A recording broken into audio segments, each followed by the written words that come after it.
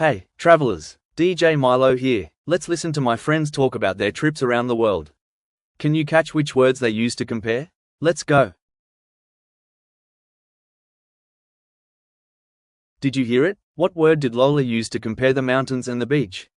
Type it in the chat. Nice one, Kiko. Everyone, what does bigger describe? Listen again and type your answer. Great. Better is an irregular form. It's how we compare good things. Keep listening carefully.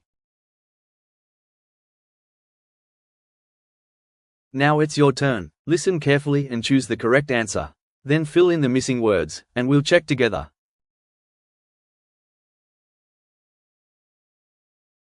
Awesome job, listeners. You've unlocked the listening key. Keep listening, keep comparing, and keep unlocking your English with Here See Do.